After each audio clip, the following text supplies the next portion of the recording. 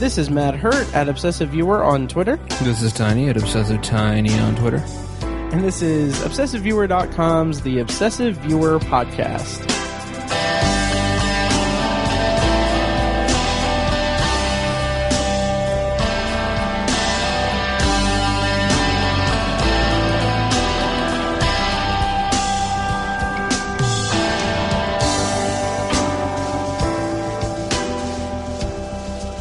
And welcome to The Obsessive Viewer. We're a weekly movie and TV podcast that covers a specific topic, be it genre, trope, movie, or show, each episode.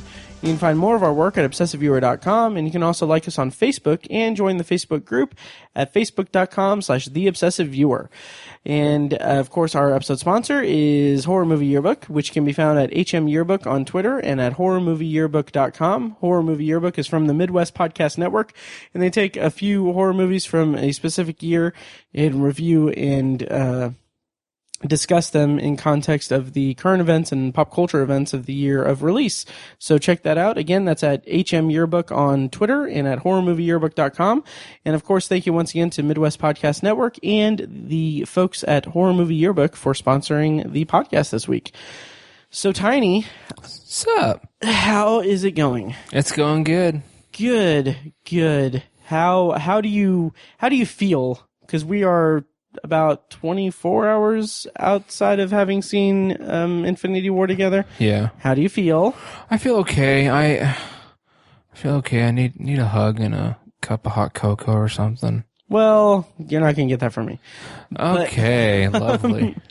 But yeah, so this week on the podcast, all we're doing is going to talk about Infinity War. I mean, we'll do Potpourri and stuff, but okay. I don't have any news or anything. Although I do have one piece of news, so I just lied. Liar. I know. Tiny. Yeah. So Avengers Infinity War. Yeah. Has the biggest box office opening weekend ever. Nice. Like. Not surprising, actually. Ever. And I didn't even look at the numbers. What did they, how to do? It is, let's see, looks like, I'm actually pulling it up on boxofficemojo.com now. Mojo. Okay, so domestic, we'll see, I don't know if this is accurate because it's still below Force Awakens, but 257,698,200. That's domestic. And let's see. Didn't they release it worldwide, didn't they? Everywhere except China didn't have it. It's messed up. Yeah, so that's the thing. Like, China gets it in a couple of weeks. And, in a couple of weeks. And so that's going to be insane. Like, it's going to just increase their numbers. But the worldwide opening weekend box office take for Avengers Infinity War was $640 million. Jeez. Like, holy shit. Damn. And to put that into context, also that their Sunday box office was a record breaker too. Sunday alone, it made $69 million. Jeez. But let me take a look and see, because to put that into context, that's a whole Dark Tower. It's a few Dark Towers, Tiny.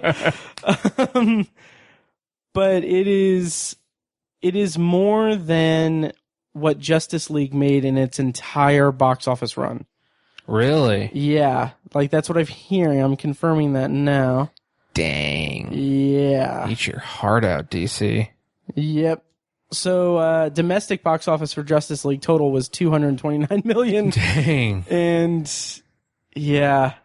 I didn't know Justice League did that poorly. Yeah. Oh, it did badly. It did badly. Wow. I think worldwide it was like 657 million. So I think it's just under it, but I don't know what the actual numbers for Infinity War is, but still, it's quite a feat. Yeah. Pretty insane. Yeah. So that is pretty much all the news that I have. And we're going to have, because we're going to be having a big discussion about Infinity War here. Mm-hmm. So, do you have anything to bring up before we go? No. There was an idea to bring together a group of remarkable people. To see if we could become something more So when they needed us, we could fight the battles that they never could.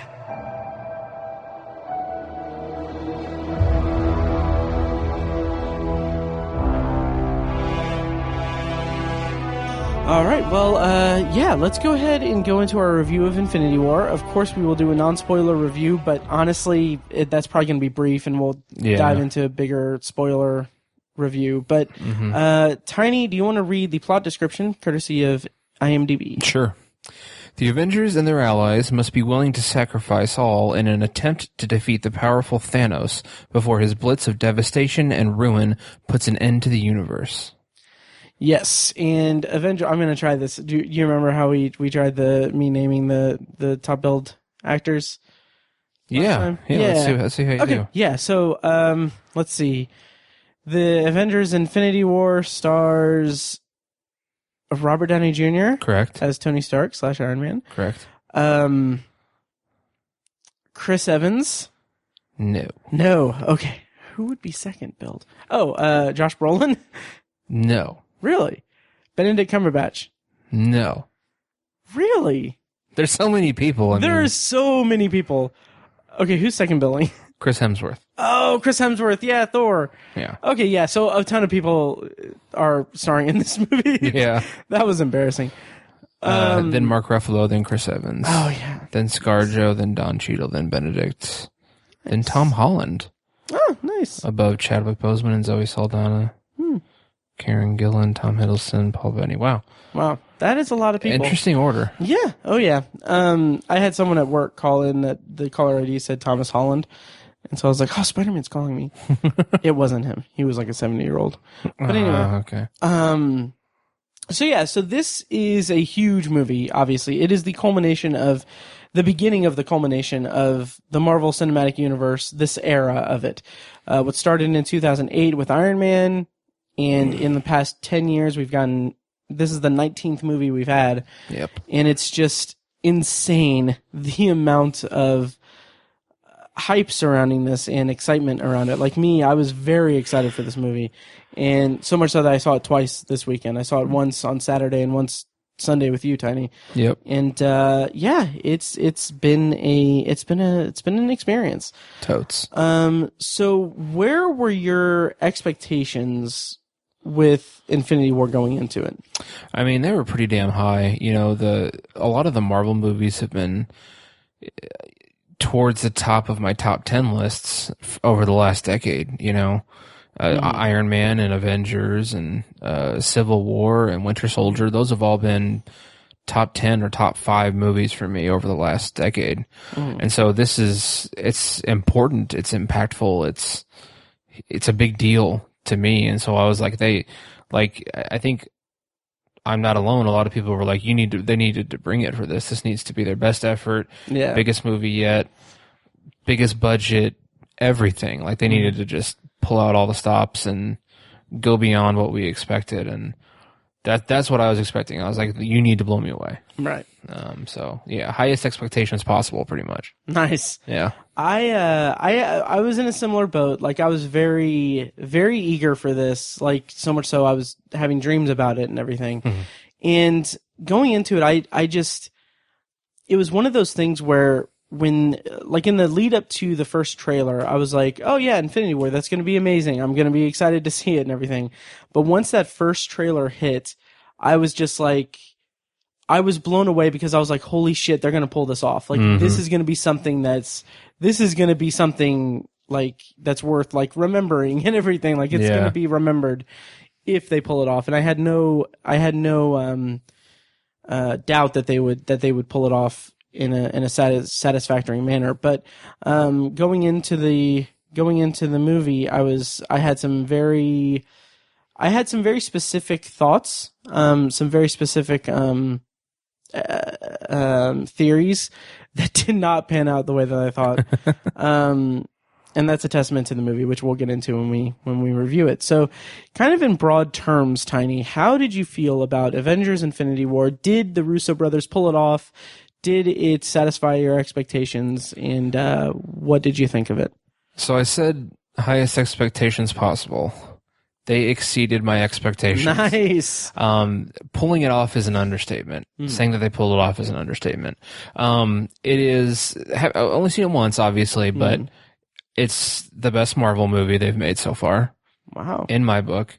And not only that, this is probably a top 20 for me now. Nice. Maybe top 10 even. It was like, this is like that feeling when we did our Oscars episode. There was that thing where I was like, they showed this whole montage of movies and it just filled me with this passion or like this feeling. And I was like, God, I just love movies. Right. That's how I felt like when I was watching this. Nice. Like I was like, this is like the pinnacle of filmmaking to me, I guess, just because there's just so much going on, and like it's just it seems like such an impossible task to have so much plot, so many big actors, so many characters, and all this CGI and all these different settings, and it's like you're dealing with forces that were forged in the Big Bang. You know what I mean? It's just like this is just like an insurmountable thing, and the Russo brothers surmounted it. Mounted it. Yes. Surmounted. Surmounted. I don't know. The Russo brothers mounted something. They mounted it. Yeah, they did. Yeah. But yeah, I mean, I gave it a 10 out of 10 on IMDb. Nice. I've only done that a couple times. Wow. I think The Dark Knight and maybe like something else. I don't remember. But I thought you were going to say The Dark Tower. I was like, what? No. But yeah, I mean, it's my number one movie of the year so far. Nice. It's just all the good things you can say about a movie. Those things. It was so freaking good. Mm-hmm. Nice. That is awesome. I've seen it twice. Mm-hmm. And first of all, before I go into my thoughts, I want to go on a brief, like, not tangent, but just get on my soapbox for just a second. Because I've seen, like, tweets around the internet saying something like there was one tweet that kind of went viral that I saw that said, hey, how about instead of watching 18 movies that you've seen before, why don't you, go watch movies that you haven't seen before and have a new experience, referring to people that were rewatching all the Marvel Cinematic Universe movies in the lead up to Infinity War. Okay. Yeah, to which I'm like, you know what? No, it's not like, okay, you can be kind of snobby about movies and everything. That's fine, but, don't try to belittle someone like getting hyped up for this cinematic event, really. Mm-hmm. And the reason why I think that it's prudent to not rewatch shame is that, like, okay, this is, like we said, this is the beginning of the culmination for the Marvel Cinematic Universe as we know it. This era of the franchise, shared universe, what have you. Before seeing Infinity War, like, you have 10 years worth of movies that you've watched and you've had opinions about and you've had feelings toward and everything. Movies that have very specific moments that really speak to you and make you, that are more entertaining than everything. Like the freaking airport scene in Civil War. Mm-hmm. Like all of these moments. When you get to Infinity War, once you see that movie and you see that, like, this is, the end for some characters. It is something that's going to irrevocably, like, it's going to irreparably change the Marvel Cinematic Universe going forward. So, maybe it is good to, watch those 18 movies before you have it retroactively, like, connecting certain scenes with certain moments in Infinity War. Right. So that's my little soapbox there. And I have more about just people's kind of snobbish view of comic book movies, which, I mean, you can have your own opinion and everything. That's fine. I get it if it's not your thing or whatever, but don't write it off as just, oh, stupid comic book movies, because they're so entertaining. Yeah. And I don't think that's fair. But anyway, my broad thoughts on Infinity War. Oh man, this movie delivered on so many things. Mm-hmm. And I'm sure that in the coming months I'll have some nits to pick and everything, but as of right now, on Letterboxd I rated it 4.5 stars out of 5, and that's for a couple of reasons. One is that and I'll get into this more in spoilers, but I wholeheartedly think that the next one is going to maybe outperform it in terms of quality. Like I kind of have that expectation that now Marvel has set an expectation with themselves that they are going to outdo themselves with whatever Avengers 4 is going to be titled. So that's why I kept that 4.5 stars, because I'm anticipating a 5-star movie. But yeah, there's so much to this movie. There are so many things going on, and the way that the Russo brothers kind of juggle all of those things and put them together in such a cohesive manner. It like they have all of these different characters to play with, and I feel like they paired up or grouped together the characters that would get the most entertainment value out of interacting with each other. Yeah. Obviously there are certain characters that never cross paths in the movie, but like the grouping, the way that the Avengers and everyone is grouped up in this movie is just absolutely nailed it. I will say that, I mean, maybe it was just a little bit cluttered, because obviously you're dealing with dozens of characters spanning across different franchises through a 10-year thing. But I wasn't, let's see.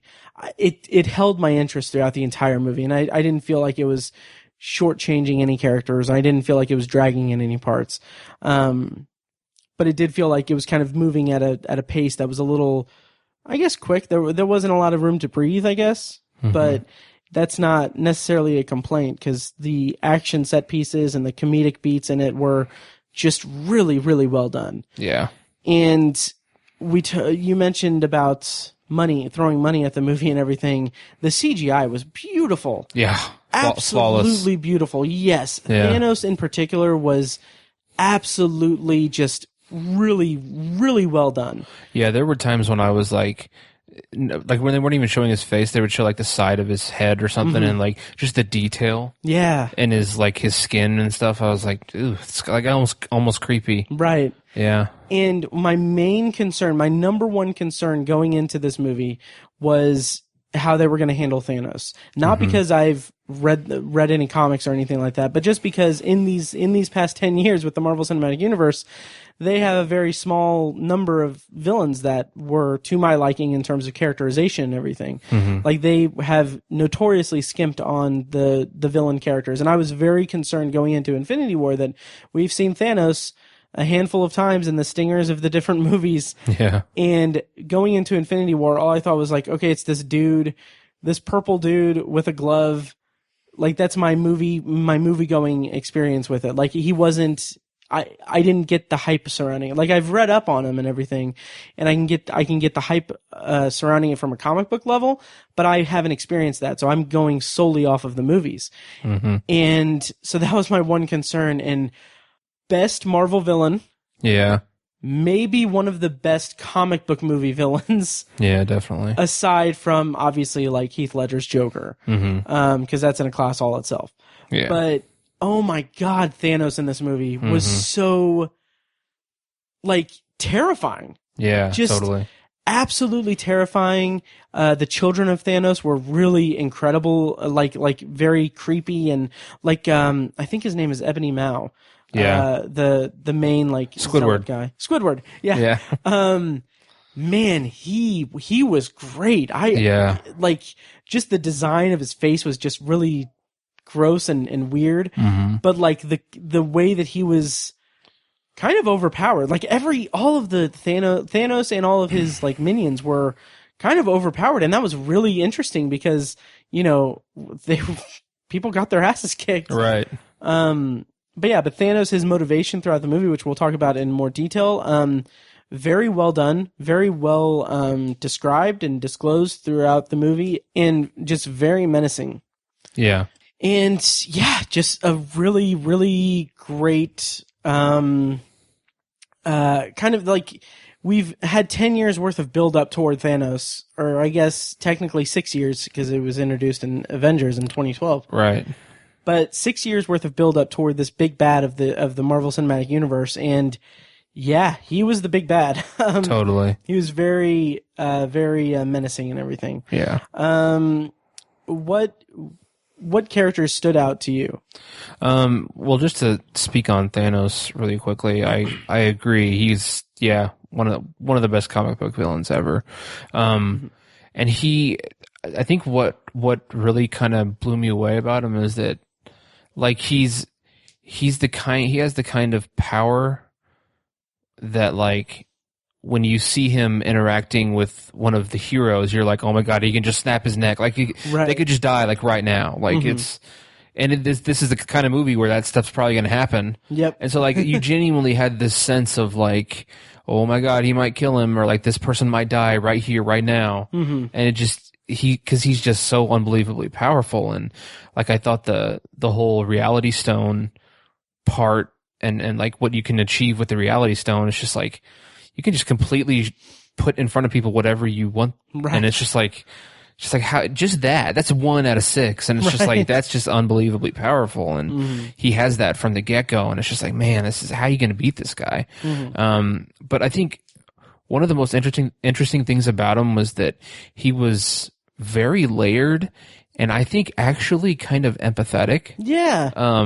You could kind of empathize with what he was doing almost like he suffered this huge trauma where his home planet and his race was, in a crisis, and that's why he's doing what he's doing. And it's like, that's kind of the root cause of his ideology. And I don't agree with it, but I can see some of the logic that he's putting forth. He makes some logical sense. There's a scene where he's speaking to another character and he's saying that, he's explaining like his motivate, like why he's doing what he's doing. And it's like, I'm listening to it. I'm like, it tracks like logical. Like I understand the logic of that. Like it's fucking insane. And it is literally his goal is to wipe out half of the universe. Right. But like the motivation of it, it's not like this power hungry person and everything. It's kind of,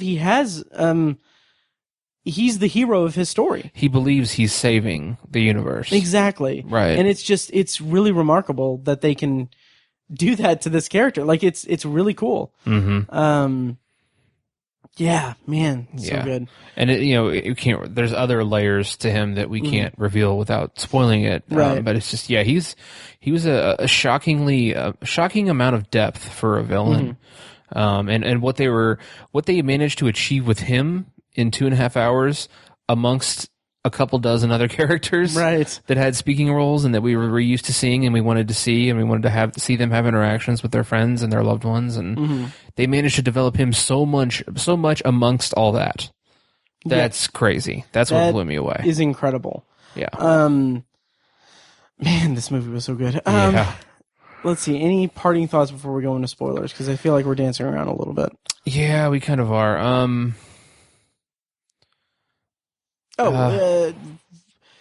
Characters that stood out other than Thanos. Oh yeah, good call. Man,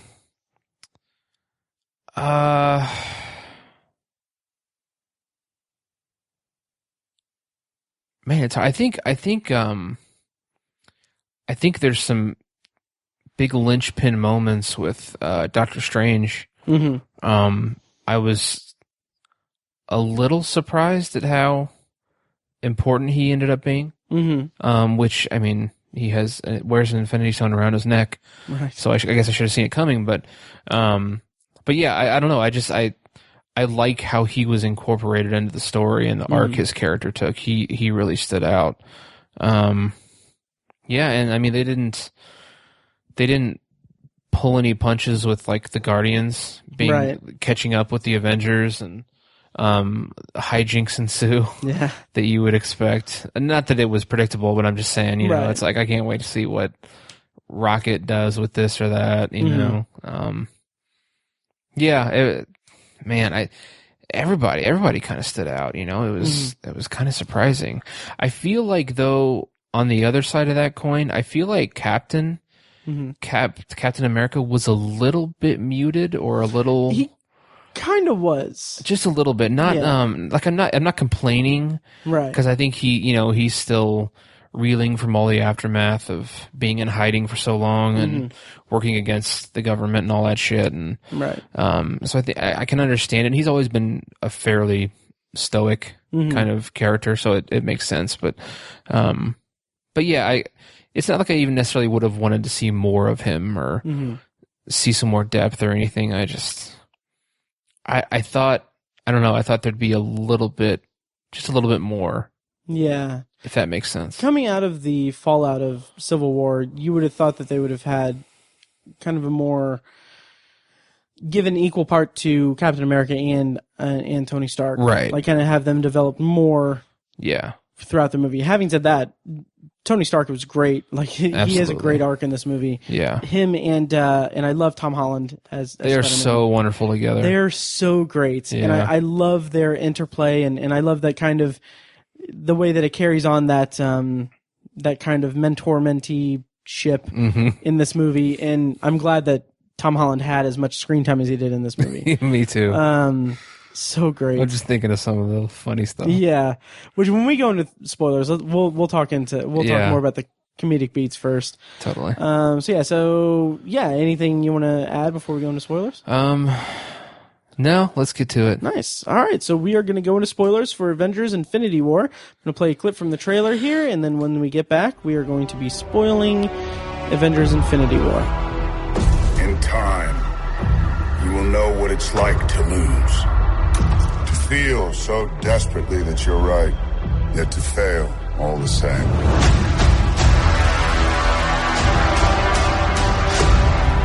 Dread it.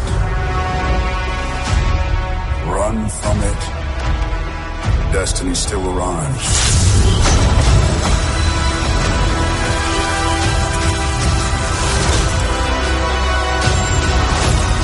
Evacuate the city. Engage all defenses. And get this man a shield. And we are spoilers on for Avengers Infinity War, and we have a ton of stuff to discuss about this movie. So first and foremost, I kind of want to talk about the comedic beats of the movie because there is a lot of really good comedy in this movie, and it speaks to the Russo brothers being in their background with, Community and Arrested Development, that they were able to pull off the comedy element so well. So Tiny, what was your favorite comedic beat of the movie or favorite line? Dude, you're embarrassing me in front of the wizards. That was so great. That was up there. So great. That and I love the way that he tells Peter, he's like, "Oh, this guy's from space. He's here to take a wizard's necklace." It was hilarious. Yeah. And also, there was one line that didn't get a lot of play in either viewing that I saw, and I think it was just because it was just kind of a quick one-liner. That you may have missed, but when Rocket, Groot, and Thor are in the pod, and Groot says, "I am Groot," and then Thor responds to him. Rocket's like, "You speak Groot?" And then Thor just says very casually, he's like, "Yeah, they taught it on Asgard. It was an elective."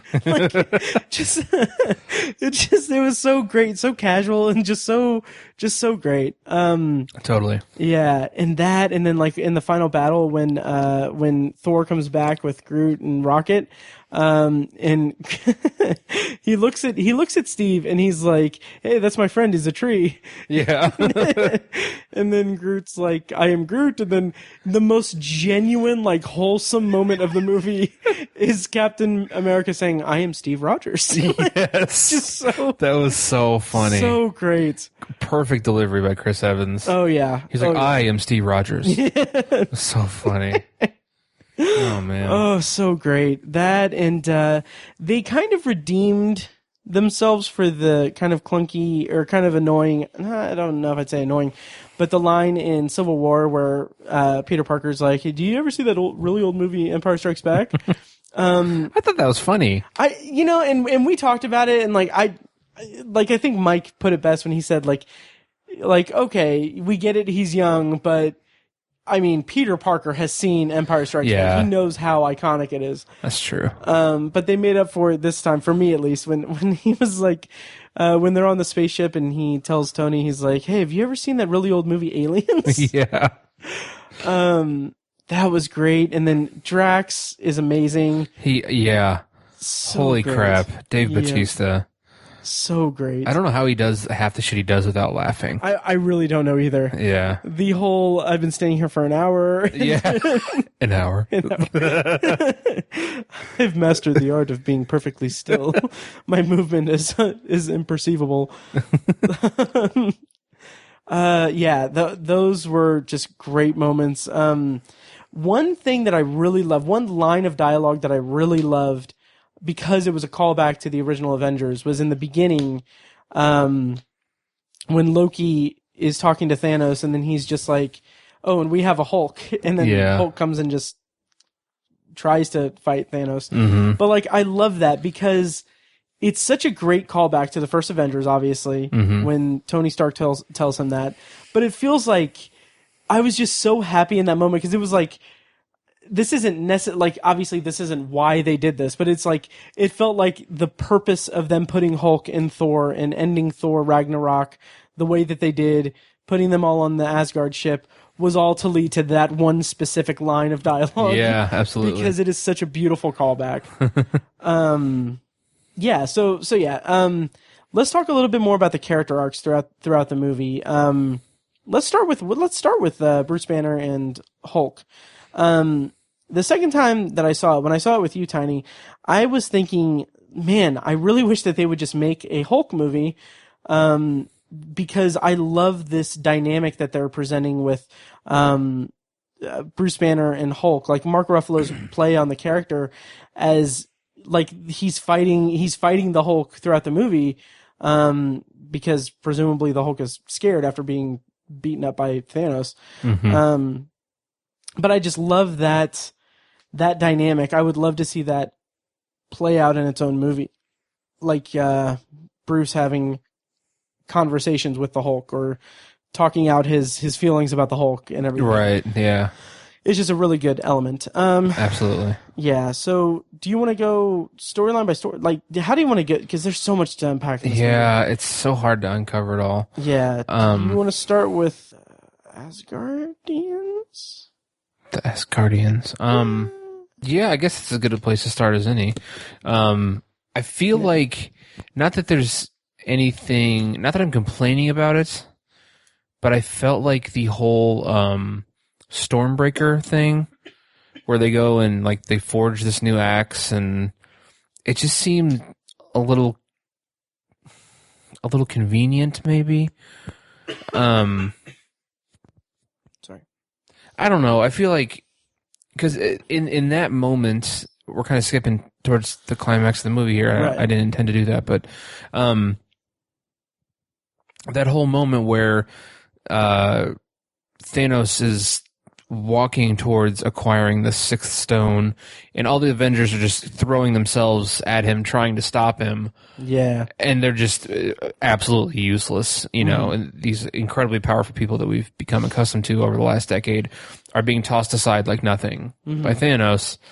And then, like, this axe just comes out of nowhere, and it's just like, this thing didn't exist before an hour ago, and it's, I don't know, it's like, what's so special about this axe that it's, I don't know. See, I can see what you mean, for sure, but I'm not in the same ballpark. Okay. Because I think that they explained it pretty clearly in the movie that, obviously, now that Mjolnir's gone, he needs something that can take down Thanos, and that, like, that's the purpose of it, because he goes to where Peter Dinklage is, and like, Peter Dinklage made the Infinity Gauntlet for Thanos. So, like, the power that is in the heart of the star that they use for molding and everything, like, Right. that's enough to take down Thanos. Like, that's, Okay. yeah, that's how it was explained in the movie, and that's why I could kind of go with it. I can definitely see that being kind of a convenient plot thread, especially considering that this is the second consecutive Avengers movie where Thor just kind of goes off on his own and does his own thing throughout most of the movie. Yeah. In Age of Ultron, he had the whole swimming pool thing and everything that was kind of out of place. Like, it didn't feel out of place in this movie because it served the plot and it was very much instrumental to the climax of the movie, but it also felt like kind of a little bit of a speed bump in the movie. Yeah. But, I mean, I get it because Thor is the one Avenger kind of who understands the vast, or who like understands the universe more than anyone else. Yeah. Because, you know, the Asgardians defend the entire universe, and like, you know, he knows like what people are like on Titan and what people are like at the other planets, and like he understands all that, and so it makes sense that he would know, oh, I'm going to go over here and get this because these people know how to do that, you know. Right. It makes sense. I think he knew it just because that's where Mjolnir was. Right. How about that opening sequence with the Asgardians in their ship and everything? Because after seeing Thor Ragnarok, obviously, you know, one of the mid credits stinger on that was a ship coming in frame where they were. And so, like, I loved that the opening, like, you hear just a distress signal and then you see, like, them already being decimated. How did you feel about them opening the movie that way, and how did you feel about that sequence? I mean, they just jumped right into it. Like, they didn't really, I'm glad they didn't try to, like, have, like, some kind of cutesy introduction or prologue type thing. They were like, you know, we've been talking about Thanos for 6 years now, and like everyone knows who Thanos is, and like we don't need to beat around the bush here. We can jump right into this thing, and they did. And you know, they right into an action scene where the Hulk fights him a little bit, and like there's all this death, and it introduces Thanos's minions to an extent, and and fucking Loki just gets killed, like I think for real this time. Yeah. And you know, I was like, okay, I mean, that's a hell of a tone to set, like, but you know, I appreciated it because you know, this is not, like I said, this is not the time to hold back. Like, you pull out all stops, and a major character getting killed in the first 10 minutes, that's pulling out a stop. Yep. And also Heimdall. Idris Elba, yeah. I love that sequence because, first of all, like I knew Loki was not going to live in the first 5-10 minutes. Like, I just knew he was done for.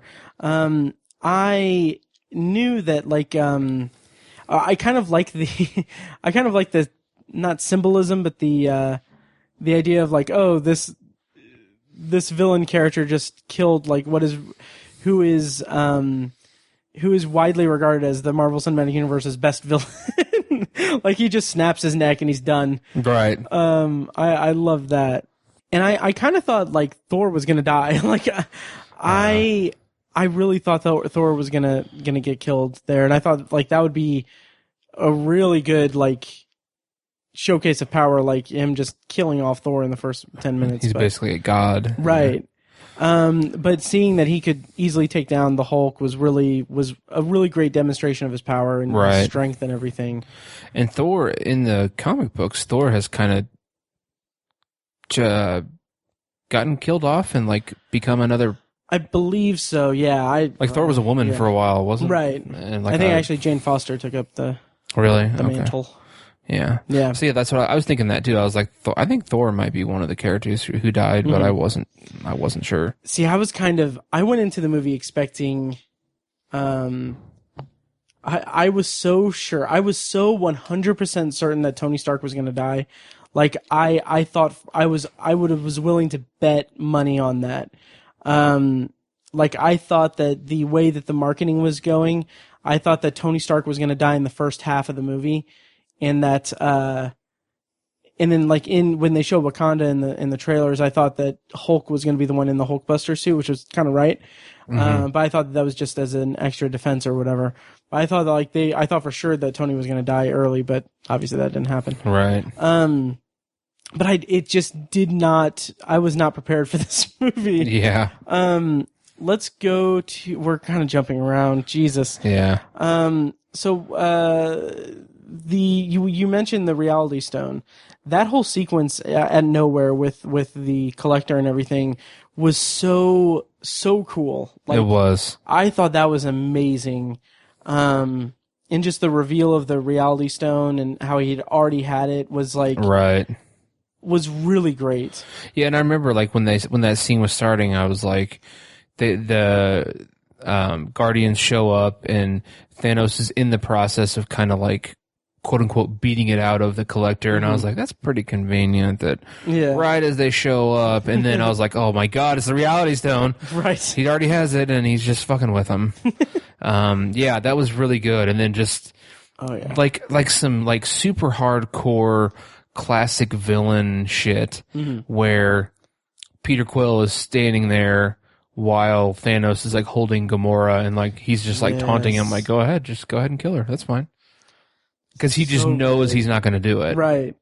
And I was like, not even that, like it's not even that he knows he's not going to do it, he knows that it's pointless to do it because he can just turn it into bubbles, right? Which was so cool. Just to be cruel, basically. Oh yeah, that was an incredible scene. There was a stupid freaking article that was like the 10 cameos you probably missed in Infinity War, and like it was. I hate those kinds of clickbait things. Yeah. I really do. Like things like that, and like the ending of Infinity War explained. Like, okay, well, were you watching the movie? Because what do you need explained? Right. But like this, like one of the top 10 cameos was like Benicio del Toro as the Collector, and I was like, that's a speaking part. That's not. What are you talking about? Like, what the fuck? Yeah, that's not a cameo. God. Wow. Yeah, it was annoying. But anyway, that whole sequence was really great. I loved the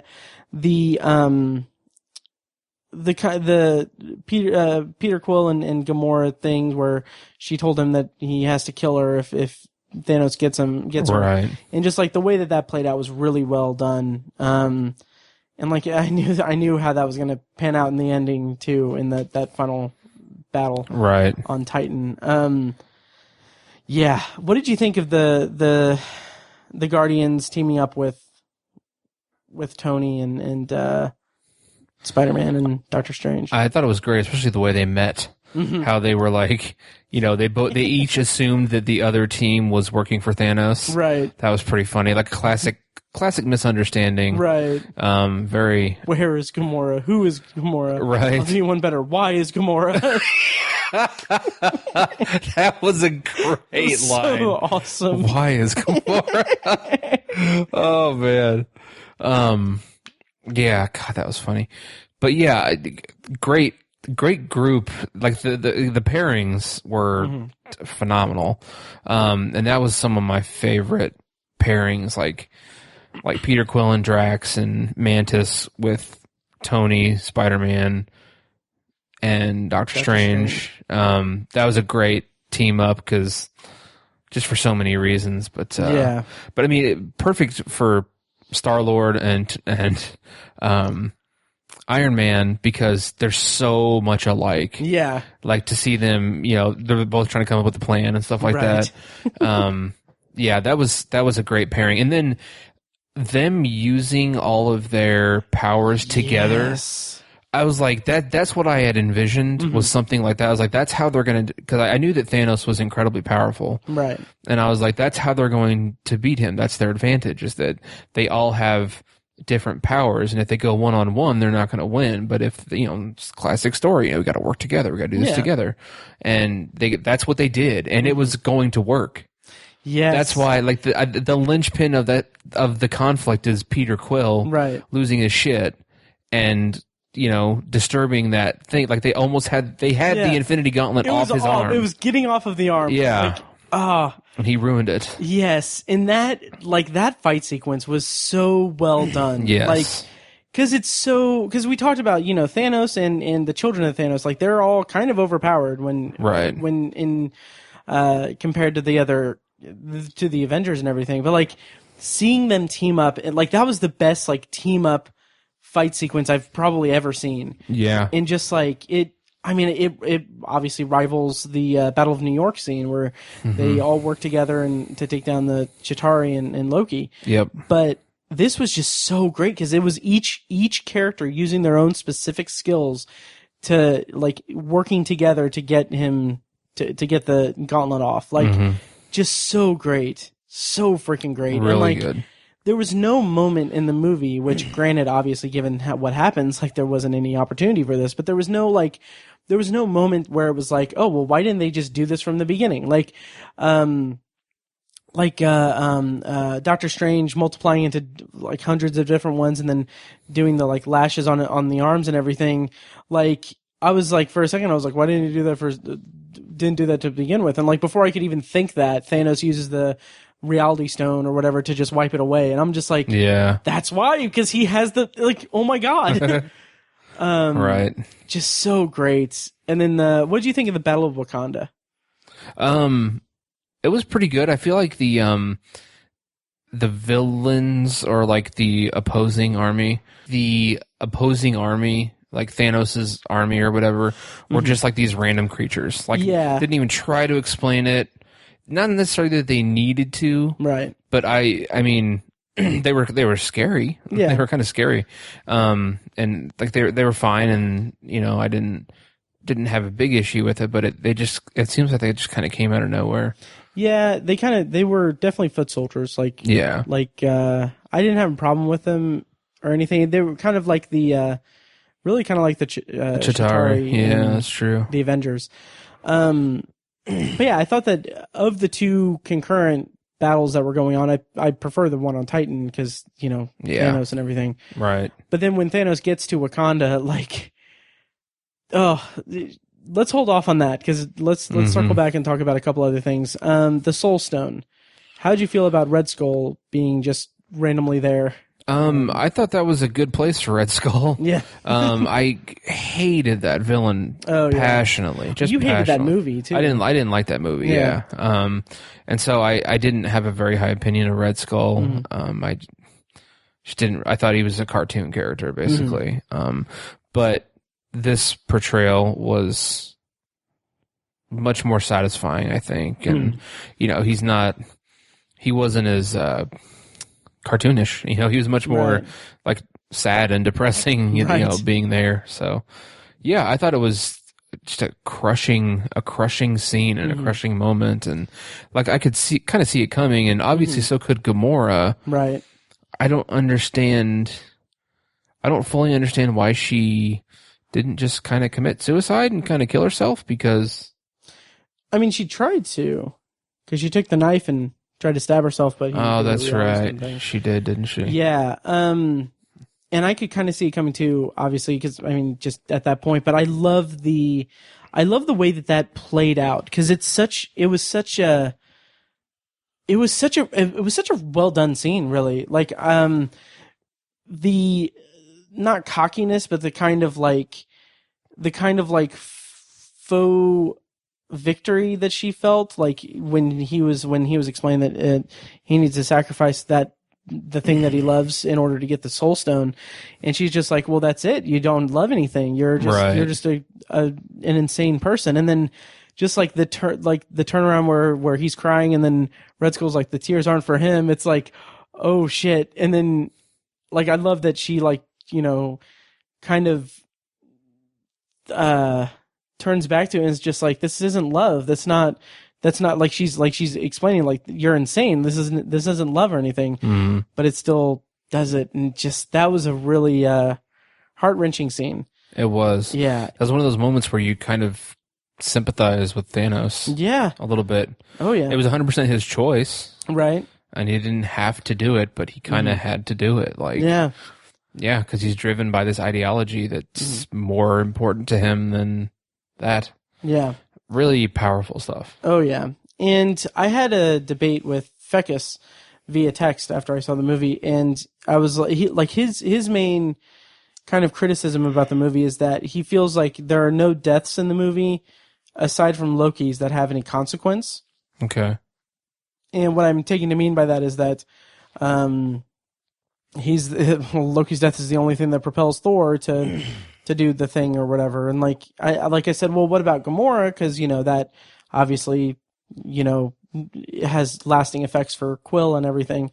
And then his quote was comic book canon.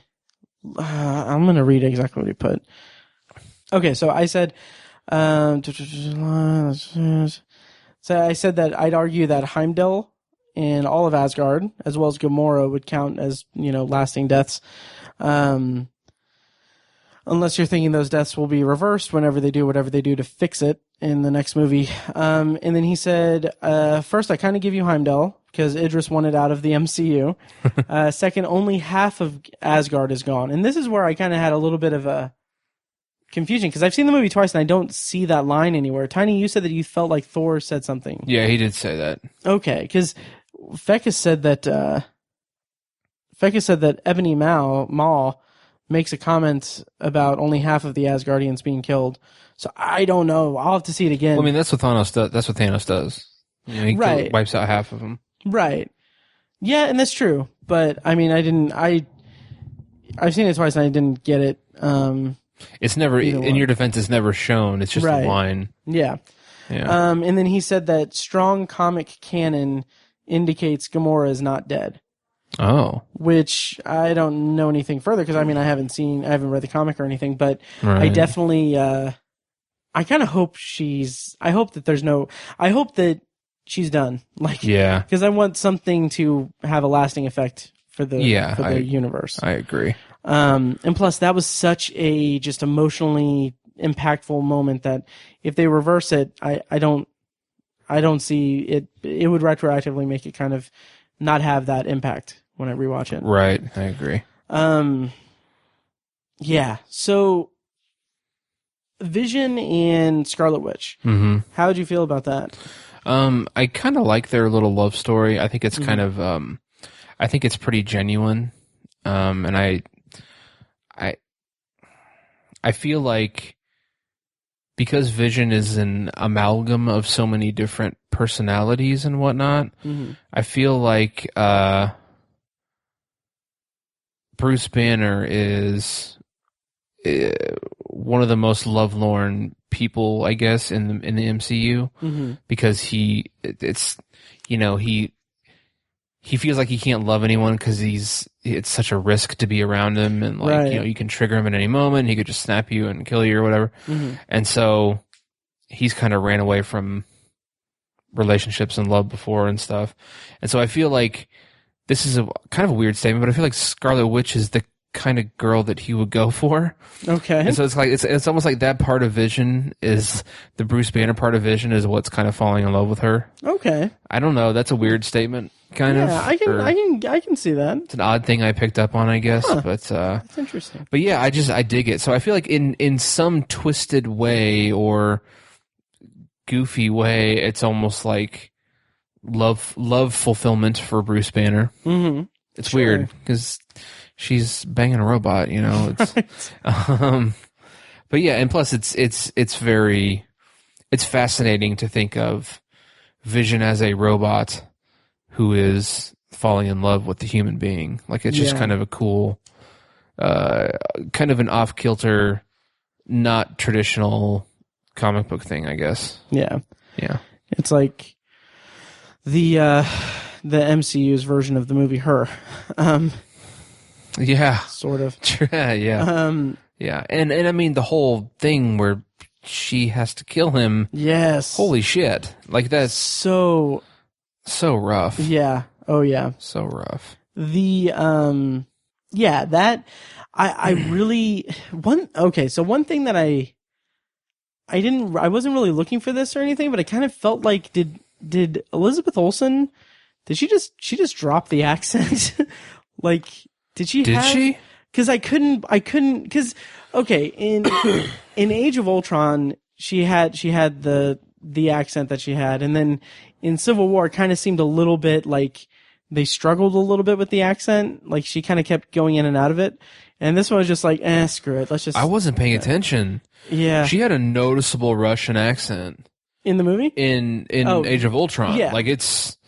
Like I don't think she did a really great job, to be honest. I mean, I could tell what she was going for, and I was like, yeah, that's kind of like a stereotypical Rocky and Bullwinkle Russian accent. But I didn't think it was especially good, but it was noticeable, and I don't know. Did she not have an accent? Holy shit! You might be right. I think they're just like, hell with it. Right. That's wild. Yeah. I did not pay close enough attention in the movie to her accent. Yeah, I will. I'll have to pay closer attention because I kind of didn't really pick up on it at all. Damn. Yeah, but yeah, the relationship between them was really like for as brief as it was in the movie. Like they didn't have a lot of time to really develop it or anything. But I mean, the time they gave it was well enough to get it to the point at the end of the movie. Absolutely, yeah. And they, in the past couple of movies, I think they did a good job of setting that up, and so that in this movie they didn't have to devote a lot of time to it, I guess. Right. Yeah. True. And then yeah, so that sacrifice at the end, like I told this to Fecus too. I was like, well, Vision I think could be, kind of dead forever. Right. But he said his response was that I think it's Shuri from Black Panther. Mm-hmm. She had already downloaded a lot of stuff, so maybe they can make a new Vision. Yeah. But I kind of hope that they don't. Me too. I kind of hope that those 3 deaths, Loki, Gamora, and Vision, I hope those are lasting. I agree. Now, go ahead. I'm sorry. No, you go ahead. No, because I'm jumping ahead. Okay, I was about to change the subject. Okay, go ahead. Okay. Now the big moment at the end. Yeah. So, in your wildest fantasies about this movie, did you ever expect Thanos to actually win? No. Yeah. Did not. Me neither. Did not. I didn't expect him to get all the stones, and I didn't expect him to win and kill half of all the life in the universe. Right. But holy shit. I mean, that was like, because I wasn't expecting it, it made it so much better of an ending. Right. Such an amazing ending. It really was. It really was. Yeah, just like right before it. First of all, the fight with Thanos on Titan when he stabs Tony in the stomach. Mm-hmm. Like in that moment, I was like, "Oh my god, Tony Stark is dead." Yeah, I was like, he's gonna die, fucking dead. Yeah. And I noticed that you had like a reaction in your chair, and like I had pretty much the exact same reaction the night before when I saw it, and just like that was just crazy. And I love that there's this mystery here now where, like, Doctor Strange was like, well, if it comes down between your life or the boy's life or the stone, you guys are going to die. Right. And then that's reversed when, he's like, he gives Thanos the stone to save Tony's life. And Tony's like, why would you do that? And he's just like, this was the only way. And then it's just like, it's because he's seen something, like he's seen the one version of them winning, and clearly that means Tony is involved in some way to save everything. Right. Just so cryptic and really leaves you a lot to think about in the lead up to Avengers 4. Mm-hmm.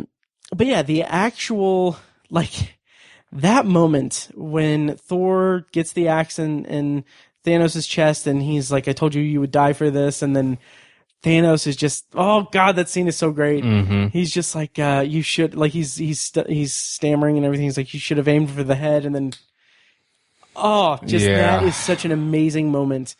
And then we get the great montage of despair as everyone, half of everyone, just goes to ashes. Right. It feels like it was more than half. Yeah, I know, right? I mean, I haven't like counted, but Jesus. Yeah. Because it's hard to really even remember. Yeah. The Guardians of the Galaxy. Pretty much all Rocket? of them. Rocket's the only one left. Yeah, Rocket and Nebula, technically. Nebula, yeah, right. Yeah. The rest of the Guardians, Black Panther. Yeah. Falcon. Scarlet Witch. Winter Soldier. Which they was heartbreaking because his last line was Steve. Mm-hmm. So he was talking to Steve, and then like Drax's was Quill, and then he just disappeared, and then fucking Peter Parker. Oh my god! That I almost started like audibly crying. Yeah. like sobbing. Yes. That was rough. Like that, the way, first of all, I love the way that that's seeded early, because that first scene with Tony and Pepper in the park, Yeah. he's talking about how, like, you know, I had a dream where we had a kid, and, you know, do we have a kid? And then she's like, no. And then he's like, okay.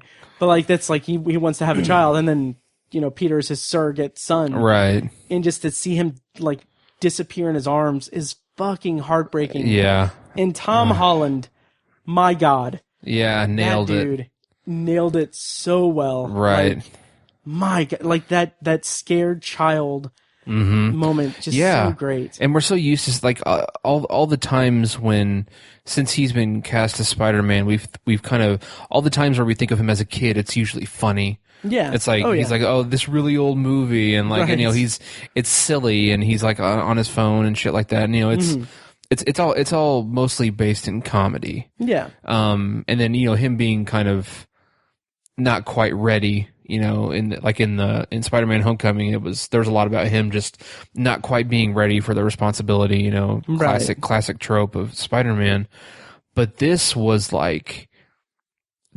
tragic, tragic example of just him, of a kid who's not ready to die. Yeah. You know, because he was just, oh my God, it was so, that was just heart-wrenching. I mean, I can't, like, that was the most impactful to me. That was the most impactful death. And they really milked that one too. They did. Like they knew that's the one that was going to get everyone. Yeah. So powerful. It was. And that leaves us with, where the fuck are they going? Like, what are they going to do? What are they going to do? Yeah. What kind of sucks is that, you know, we know that it's going to be reversed. Like, the Avengers are going to reverse it, just because sheer fact that, you know, Guardians of the Galaxy Volume 3 is in production. Spider-Man Homecoming sequel is supposed to be coming out next July. So clearly, you know, those characters are going to be back. Right. But I really, I'll save that for a little bit. But yeah, it's in this moment, like, just seeing that movie and seeing that ending is like a very ballsy way to end a movie. Absolutely. A superhero comic book team up movie. Just really, really well done. Yeah. I'm kind of wondering if this is just complete theory. I almost hope I'm wrong, but I'm wondering if in the sequel, if the way they succeed is they somehow steal the time stone from Thanos, rewind time, and have Scarlet Witch destroy the time stone. Yeah, I mean, maybe. Something like that. Yeah. I don't know. Well, what's interesting is that there was a theory online that they think maybe the point of the next movie is going to be that the Avengers have to get the Infinity Stones and make their own gauntlet to reverse it. Because when Thanos snaps his fingers and it goes back to that moment, you see that the gauntlet's pretty much destroyed. Right. He doesn't have it. Yeah. And so that was a question I was going to ask, is in that final concluding scene, does he not have the stones anymore? That's a good question. I don't know. Yeah. Because he doesn't have the gauntlet. Right. Jeez, that scene. Yeah. And then, like, I mentioned this to you, but, like, can you imagine, like, if this was actually just the end of the Marvel Cinematic Universe? Like, right. That's how they ended 10 years of movies. It was just with this ending. Right. Like, how fucking crazy would that be? That'd be nuts. Yeah. So crazy. So hard. Yep. Anything else you want to talk about with the movie? I don't think so. I kind of thought Tony and Steve Rogers would make up in this movie, but they didn't. Not that they needed to. Right. Like, I didn't miss it, but I kind of thought they would. I was a little surprised that didn't happen. I expected them to, and I'm so glad that they didn't, because now when they eventually, it's going to mean even more in the next. It's going to be so much more powerful in the next one when they finally meet up again. I don't even think they're going to have a hard conversation. No, it's just going to be like, dude, I'm so glad you're still alive. Right. They're both going to have that thought. And, yeah. It was such a stupid tweet that was like, before the movie came out, they were like, Avengers Infinity War is amazing. Cap and Tony fuck within the first 10 minutes. Yeah, I think I saw that. Just so great. That's great. But yeah, so that I had something else I was gonna. And yet, like simple moments in the movie, like when Doctor Strange goes to Tony, like does his little sorcery stuff, and then you see Bruce comes out of the little thing, and he just hugs Tony. Yeah, it's just like it's so like the emotion of that is just it felt really real. Absolutely, it just goes to show the depth and the intricacy, I would say, that they've managed to achieve with these characters over 10 years. Like it's it makes me think of other incredible stories, like like Lord of the Rings or something, where it's just like at this point you feel like you could go up to those characters and start having conversations with them. Like they're just so, them so well that you feel like you know them in real life. Like it's just mountains of credit to the writers and the actors and costume designers and makeup, everyone involved in those characters over the last 10 years. It's the reason why we're all reacting so harshly and so deeply and emotionally to this story, because everyone's done such a great job. Yeah. Even when they haven't been that great, it's pretty decent, and it all adds up. All the pieces matter, if you will. It's all added up to this moment, good or bad or fantastic. So, and again, I'm gonna say it again, not to derail the conversation, but why the fuck can't DC do something like this? Like, what is the deal with Warner Brothers and DC? Like, are the stories not there? I'm not familiar enough with the comics. That's the thing. Like, I mean, with DC, like. DC's like canon of characters, like I'm more well versed with the comics of DC than I am with Marvel. Yeah. And they have an incredible lineup, an incredible rogues gallery, an incredible like number of just stories to pull from, but they don't have a Kevin Feige. Kevin Feige is the heart and soul of the Marvel Cinematic Universe. They don't have the Russo brothers. Yeah. Oh yeah. It's just I don't know. Yeah, but I even love the casting in like DC and just like Ben Affleck as Batman. I think that's awesome. I think Ezra Miller, is that his name? As for the Flash, awesome. Yeah, Jason Momoa, fucking perfect. Right, for like just awesome casting. But I just don't know enough about that universe, and I haven't even seen Justice League yet. Yeah, it's not that good. Yeah, I mean, it has its moments. It's better than Suicide Squad and better-ish than Batman v Superman, probably. I don't know. Okay. Yeah. That's neither here nor there. Right. Anyway, so what are your expectations for Avengers 4? Fuck.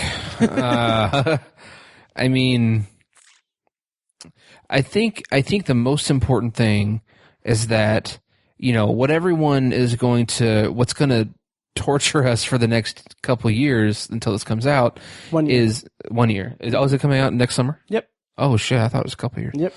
Fucking A. But I think what's going to torture us is how much or which of these deaths are going to matter. Right. Like does everyone get to come back? And if so, I think that's the wrong way to go. I think that'll make us feel good, but it's going to be so unrealistic, or it's going to be so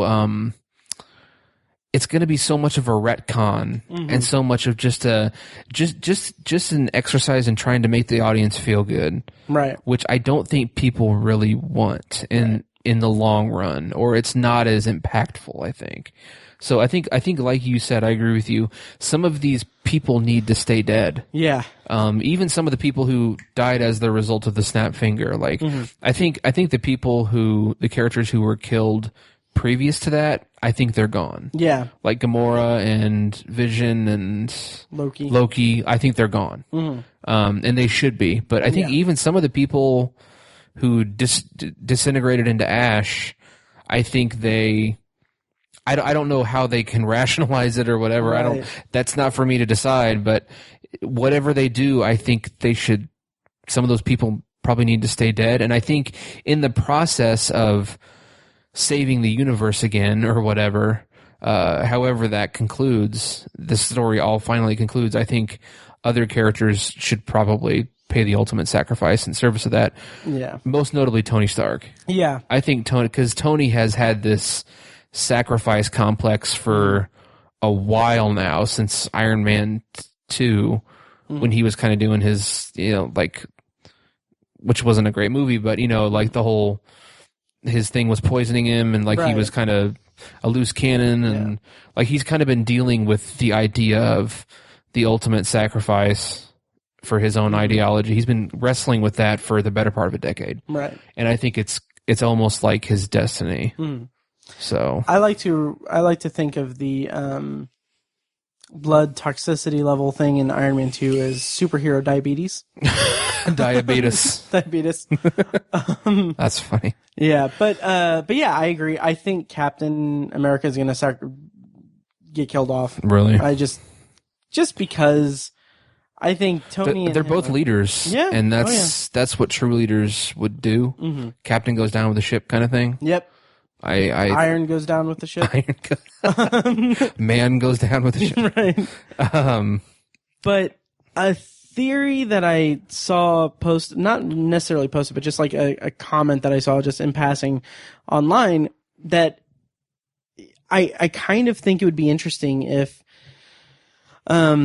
what if the people that disintegrated, they didn't get erased, but they're in like some parallel universe or something, and the Avengers 4 is going to be both of these kind of going concurrent to each other, like our universe and this parallel universe, and then somehow they'll meet back up and everything, and maybe in that case, some of the people that did disintegrate will actually die for real. Okay. I think that would be interesting. And then I'm curious how Captain Marvel's going to come into play. Yeah.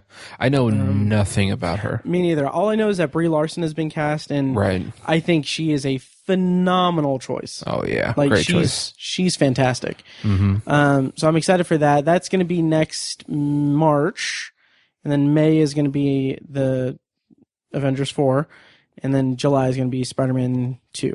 Okay. Which is just going to be just ashes just blowing in the wind for 2.5 hours. Thank you for that. Right? Oh, man. This I don't want to go, Mr. Stark. Oh, God. Don't make me cry. Right. Yeah, like it took a lot of effort not to be like, yeah, like audibly crying. Seriously, what is wrong with me that I'm not? Like, I saw the movie twice within 24 hours. I was texting Tony after he saw it and after I saw it, and he was like, "I don't think I can see it again." Like, after you saw it, you're like, "How did you see it again?" Yeah. And like when my friend that I go to movies with on Saturday, when I saw it the first time, she was a mess. Yeah. And I was just like, we're getting a Spider-Man 2. They're going to be okay, guys. Yeah. Oh, my God. But yeah, in that the way that it's handled in the movie is very well done. Nice. Yeah. Man, it's going to be another huge year next year. It really is. Oh, yeah. As far as MCU goes. Yep. And then, again, a quick thought, as far as the comedy goes, I love that, that Thor got a new eye, and that Rocket's the one they gave him to him. Yes. Like, that is just so great. That's perfect. It is hilarious. That, and then also in that same category, I love that we got a scene where Rocket is asking Bucky for his arm. Yeah. God damn it, that's so perfect. I think I kind of missed the line. Didn't Rocket say, "I'm going to get that arm"? Yeah. Yeah, I thought he did. Oh, he's like, "Hey, how much for the gun?" And then he's like, "It's not for sale," or something. It's like, "How much for that arm?" He's like, "It's not for sale." And then he's just like, "I'm going to get that arm." Yeah. So great. Which I forgot to mention this, but there were like, I don't know if it was just our theater or if it was the actual audio quality of the film, but I feel like was it quiet? It just wasn't loud enough. Yes, I noticed that. Okay. And I think it's because we saw it at Shiloh. Because there was another movie, I don't remember what movie it was, that I had that same experience, and I saw it at Shiloh. It might have been... Okay. I don't think it was Blade Runner 2049, but there was another movie that I was like, this seems really quiet. Okay. And I just think that might be the Regal Theater that we go to. That Okay. I just don't think that their sound system is up to snuff compared to the AMC theaters. I know before they did their remodel, they had some serious sound issues at that theater. But I thought when they did the remodel, they probably would have fixed it. But Guess not. I don't hear like they had like blown speakers in their theaters, and it was bad. Like you would hear them rumbling when there's too much treble and shit like that. It was really annoying, and I basically quit going there for a while. Yeah. It's funny. I had a similar, like when me and Kirsten, my friend that goes to see movies with, when we saw Molly's Game, there was one of the speakers was like buzzing throughout it. Really? Yeah. So yeah, it's okay. Because I mean, there's maybe like I'd say 3 to 6 lines that I was like, wait, what'd they say? Was that important? Was that really funny? Shit. And one of them I think was the whole elective Groot elective class. Yeah. I think, which I knew he said something about like, yeah, they taught it. I took it in school. What? What'd he say? Like, yeah. Yeah. Damn. So. Yeah. Well, for future movies, go to AMC. Yeah. Sorry, Shiloh. Yeah. Well, it's their own fault. So I mean, like I said, it's a current #1 movie of the year. Going to be hard to dethrone. Not saying it's impossible, but I mean, it's up there. Yeah. And then I mean, I'd give it 5 stars. Mm-hmm. I understand your reasoning for giving it 4. Yeah. Like 4.5. 4.5. Okay. Yeah. I understand that, but I think I try to like. I guess for whatever reason I'm treating this like I need to like you need to watch each movie individually. Yes, watch each movie individually. And right now, this is a 5-star fucking movie, and it's a 10 out of 10 on IMDb movie. Yeah. And that's just how I feel about it. And I can't, maybe next March or whatever, next May, whenever the sequel comes out, I'm gonna be like, yeah, this is better, and this is like 5.1 stars, which is impossible, right. But I don't care. I'm not gonna. I'll cross that bridge when I come to it. I hope that they move up the release date a week, like they did with this one. Yeah, this movie was supposed to come out May the 4th, right? And now the sequel is set for the first week of May. But I hope that they, if only because I think moving it a week ahead is like the reasoning behind it. I read something along the lines of. Disney wanted it to be wanted the domestic, like U.S. audiences, to be able to see it before international audiences, so they moved it up a week to match the international box office. Okay. Which obviously proved to be gangbusters for them. Yeah, because they definitely earned some money. Yeah, that's incredible. Yeah. Yep. So yeah, I think that'll do it for this review, I think. Yeah, I think it will. I don't think we forgot anything. We probably did, but there's a lot to digest in the movie. So. Absolutely, yeah. So, that's our review of Avengers Infinity War. Tiny, do you have anything for Potpourri? Yeah, I got something I can talk about, yeah. Okay, I do too. So we are going to close out the episode with Potpourri, which is what we do every week. It's the section of the podcast where we talk about whatever we want, as long as it smells good. It's anything we watch, anything we're looking forward to. Tiny, I can probably bring up 2 things if you want to bring up one. Mm-hmm. I've got a couple things I can bring up. I saw Super Troopers 2. How'd that go? It went pretty well. It went okay. So Super Troopers 2 is obviously the sequel to Super Troopers. Super Troopers is one of those comedies that it's one of those like throw it on in the background, like funny comedies, consistently funny every time you see it. Mm-hmm. And Super Troopers 2 is one of those sequels that comes out from one of the sequels that came out many years after the original. So similar to like Dumb and Dumber 2, Anchorman 2, probably Zoolander 2. I never saw either one of those, but it relies a lot on callbacks to the original, which is fine in some extent. The one thing that I do appreciate about Super Troopers 2 is that, which I'm calling Super Troopers, is that it is very much it is different from the original. Like, it's not them just doing their highway shenanigans and going up against local cops. It's not that. It's them. They they are there's this border redistricting. There you go. That basically a part of Vermont is now, or a part of Canada is now part of Vermont. Mm-hmm. So they are basically hired to transition the Vermont or the Canadian Mounties away from that to become the new police force there. So there's a lot of like Canadian jokes, which I'm a huge fan of. Mm-hmm. I love a good Canadian joke. But it kind of felt a little flat as far as the story is concerned, because there's a whole story about smuggling drugs and everything that's just a vessel for the comedy. Mm-hmm. It's not as interesting as the smuggling scheme in the first movie, but yeah, and it doesn't have that great a payoff, but there's some pretty funny gags in it and some pretty interesting, pretty funny bits here and there, but overall it's worth probably Netflix if it hits it. Okay. Yeah, so that's Super Troopers 2. Tiny, what do you got for Potpourri? This will be really brief, but last night after Infinity War, I was just like, I need to like laugh or something like that. Like, and so, and Paige and I haven't been watching a lot of movies, just because we've been so busy.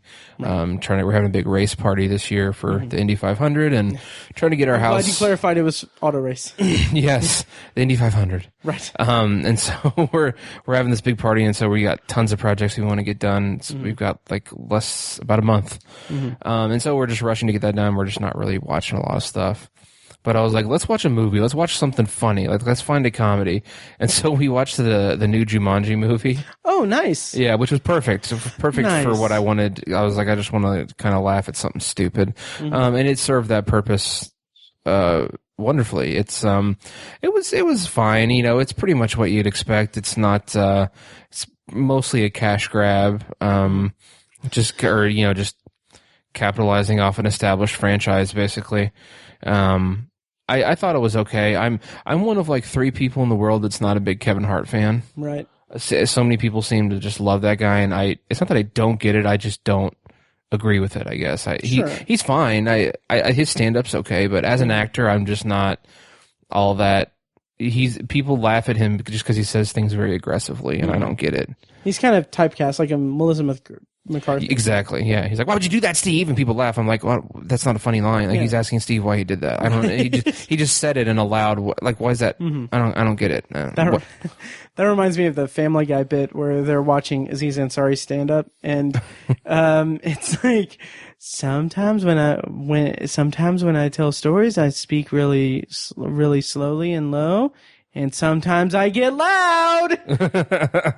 And that's like just making fun of how he does jokes. Yeah. Anyway, yeah. So how was the movie though? It was fine. Jack Black was money. Nice. I've been a Jack Black fan forever. I like his comedy, his more serious roles.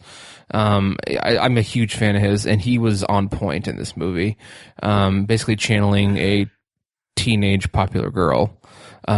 Which it was just very funny, and he did a good job. And then Karen Gillan, it's just kind of great to see her in something other than as a bald blue woman, right? And so yeah, she did a really good job, and The Rock was great too because he was kind of playing very much against his type because he's like a nerdy kid, but I hope everyone understands the premise of the movie. You kind of get sucked into this video game, right? And so like the nerdy kid chose that character, so it's the nerdy kid in The Rock's body.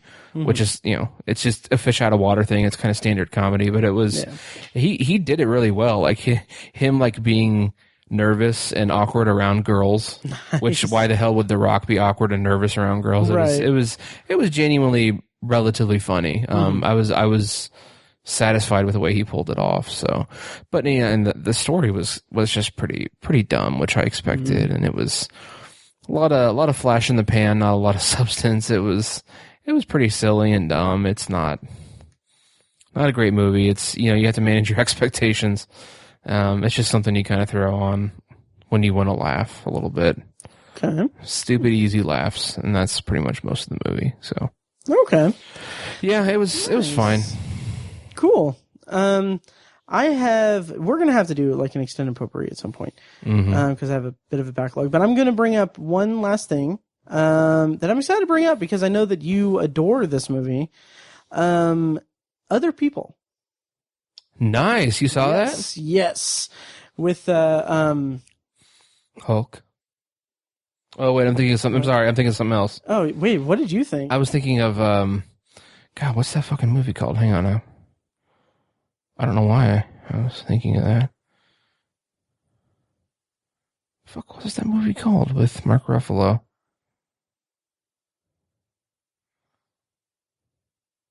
Where he's a music producer with Keira Knightley. Oh, Does that Begin Again? I think so. Begin Again. I don't know why I was thinking of Begin Again. Oh, no. So do you know what Other People is? Yeah, that's, Jesse Plemons. Jesse Plemons, yeah. Yes. And, what's her name? Oh my God. Jesse Plemons and Molly Shannon. Yeah. Bradley Whitford and, oh, wow. One of the girls was Maude Apatow. I didn't even realize that. Yeah. It was his sister, his younger sister. Yeah. Anyway, so Other People is a movie about David, a struggling comedy writer, fresh off from breaking up with his boyfriend, moves from New York City to Sacramento to help his sick mother. And you and Mike raved about this movie a year or so ago in our year in review episode. And I remember you specifically mentioning that the opening scene is heartbreaking and hilarious. I was howling laughing. Yes. Oh my God. Like the raw emotion of it, like it is a devastating moment. And it's such an interesting way to bring us into the movie. And then they slip in the comedy of it. And it's like the juxtaposition of it is so like, it messes with your brain in a very unique way. And like, it was a really great way to bring me into the movie. Yeah. I really like the movie. It's very it's very touching. The kind of one of the main things about it is Jesse Plemons' character has this disconnect with his family and with his father in particular, because his father's very conservative and doesn't want to acknowledge his homosexuality or anything. So that's kind of the running thread throughout it, which I thought was very interesting and well acted and well played out throughout the course of the movie. On one hand, I did kind of think that it felt a little too, I wasn't too crazy about it being completely from the perspective of David, in terms of the grieving and the emotional, hardship that he was enduring because of his mother's like dying, slowly dying of cancer. I kind of wish that it was more about, like, I kind of wish that there were more things about the other characters in his life. Okay. But there's a scene with him in a grocery store or in a pharmacy where he's trying to find something and he just flips out and he's like, he can't take anymore. Like that was Oscar worthy. Like that one scene. It reminds me of this scene in Manchester by the Sea where the kid is freaking out because of the frozen steak or something in the freezer. Right. But it's kind of like that. And that's such a raw, like, emotional thing. And it was handled really well in the movie. And I like I liked the journey that we went on with the character and with the family, even though they weren't as well developed as he was, obviously. But I did enjoy the movie and thought that it was very, like, the drama was very nice, or like it resonated a lot. It was really a really strong movie. Totally. And Molly Shannon. Oh, she was amazing. She was like I thought she got robbed at the Oscars. Yeah. She needed a nomination for that. Heartbreaking. Yeah. Like, absolutely. There's a scene where she is telling a story, like this funny, like a funny story that happens to her, and then it's called back later in the movie, and it's so heartbreaking because her condition she's deteriorated so much that she cannot even tell the story the way that she used to, and it's just it's so fucking heartbreaking. Yeah. Just amazing. Absolutely. And she still manages to be funny too. Yeah. Oh yeah. Yeah. Oh yeah. So. Yeah. So that's Other People. I really liked it. Nice. It's on Netflix. It is, yeah. Yep. So let's see. Is there anything else we need to talk about? I don't think so. All right. Well, next time on the podcast, we are going to be reviewing Tron Legacy for our Patreon subscriber, Robert. And we promise we're going to get that out soon. And yeah, so after that, we'll probably do an extended potpourri, something, I don't know. But yeah, so we'll figure that out. So having said all that, thank you guys for listening, and we'll see you next time. Thanks, guys. Right. I love that. And oh my god, little pizza, oh, she's so pretty. Oh, she's soft. She's so pretty. So kitty. So kitty. Hi. You're nice. Yeah, nice kitty. Hi, Tiny. Hi, kitty. Hi. You smell a puppy on me? I don't know what a puppy is. My daddy doesn't let me know about other animals. Pizza, wow. Fucking cost me $500 fucking dollars. Anyway, so, and I kind of thought, like... Thank you for listening to The Obsessive Viewer, presented by ObsessiveViewer.com. You can find more of our episodes at ovpodcast.com, and you can subscribe to the show on iTunes, Google Play, Stitcher, or anywhere else podcasts are found. If you'd like to support the show, the best and easiest way is to leave us a rating and a review on iTunes. More ratings and reviews means it'll be easier for people to find the show in the highly competitive film and TV podcast genre. It also provides us with valuable feedback on the show. If you'd like to donate to the podcast, you can make a one-time PayPal donation at obsessiveviewer.com/donate or become a patron at patreon.com/obsessiveviewer for recurring donations with different reward tiers. Every donation goes toward paying the fees to keep the podcast running and is greatly appreciated. For official Obsessive Viewer merch, including shirts, mugs, notebooks, phone cases, and more, visit our TeePublic store. You can also buy other great TeePublic designs in our store, and we'll get a small commission on the sale. You can find a link to the store in the show notes of this episode and at obsessiveviewer.com/donate. The Obsessive Viewer's theme song is An Eclipse of Events and is provided by Loudlike from their EP, Mistakes We Must Make. You can find that and more great music from them on iTunes, and like their Facebook page at facebook.com/loudlikemusic. Any and all feedback on the podcast is encouraged. We love to hear from you guys. You can contact us by emailing podcast@obsessiveviewer.com or by tweeting us at obsessiveviewer, at obsessivetiny, and at IamMikeWhite. You can also like us on Facebook and join the Facebook group at facebook.com/theobsessiveviewer, where you can take part in discussions and polls between episodes. For more podcast content, check out Anthology, Matt's solo podcast, where he's reviewing The Twilight Zone as a first-time viewer and exploring other classic and contemporary science fiction anthology TV shows. You can find Anthology at anthologypod.com and anywhere podcasts are found. For book lovers, you can check out our sister site at obsessivebooknerd.com for book reviews, author spotlights, and a general celebration of reading. Finally, if you're philosophically curious, check out Tiny's side project podcast, The Secular Perspective, which explores the concepts of faith, religion, and existence from the perspective of secular hosts Chad and Amanda. You can find that at thesecularperspective.com and subscribe to the podcast on the app of your choice. Once again, thank you so much for listening, and we'll see you next time.